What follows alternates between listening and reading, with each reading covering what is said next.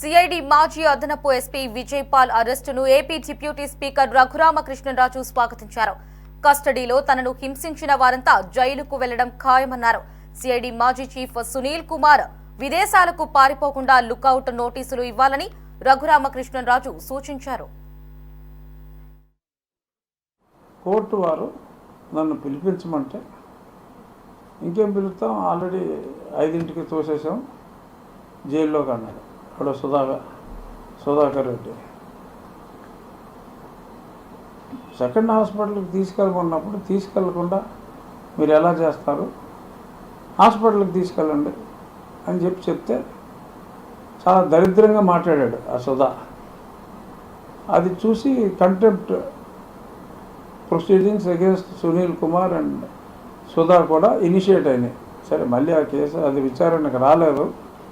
ఏమిటంటే ఎవరో పరిగమాన మెజిస్ట్రేటు ఏదో ఇస్తే దాన్ని ఫాలో అవ్వాలా అన్నట్టుగా మరి కోర్టులో వేరే కోర్టు గురించి అంత దరిద్రంగా మాట్లాడిన కుసంస్కారి ఆ దిక్కుమాలినోడు ఆ సుధా. మరి ఇటువంటి వ్యక్తులను ఏం చేయాలి? ఏబిసిడీలు రాని ఎవరినందరినీ ఇలా చేసేస్తాయి. చాలా దారుణం. మరి ఎందుకు అలా మాట్లాడాడు? మరి ఆ కంటెంప్ట్ ఎందుకు ముందుకెళ్ళలేదో నాకు తెలియదు. మేము ఆల్రెడీ జైల్లో పెట్టాం. రాత్రి మళ్ళీ తీసుకెళ్ళి హాస్పిటల్కి తీసుకెళ్ళటం ఇలా తీసుకురావటం జరగదు అంటే నెక్స్ట్ డేకి వాయిదా వేస్తే ఆ నెక్స్ట్ డే ఆల్రెడీ వాళ్ళ సుప్రీంకోర్టులో మ్యాటర్ వస్తుంది. సో సుప్రీంకోర్టు తీర్పు వచ్చే వరకు వేచి ఉండండి అని చెప్పి అన్న తర్వాత నేను సుప్రీంకోర్టు తీర్పుతో మిలిటరీ హాస్పిటల్కి వెళ్ళగలిగాను. అప్పటికీ కూడా నన్ను విడుదలకి చాలా జాప్యం చేశారు. మళ్ళీ సుప్రీంకోర్టు రిజిస్ట్రార్ గారు కాల్ చేసి ఇంకా విడుదల అయ్యారా లేదా అని అడిగితే కానీ నన్ను రిలీజ్ చేయడా, ఏదో తుక్కు వెహికల్ ఇచ్చారు. నేను కోర్టు దాని ప్రకారం నా సెక్యూరిటీతోటే వెళ్ళమన్నారు. సో అంచేత నేను బతికిపోగలిగా. లేదంటే మళ్ళీ అక్కడ కూడా ఇంకొక చెత్త వెహికల్ ఏదో ఇచ్చి అటెంప్ట్ చేయబోయారు.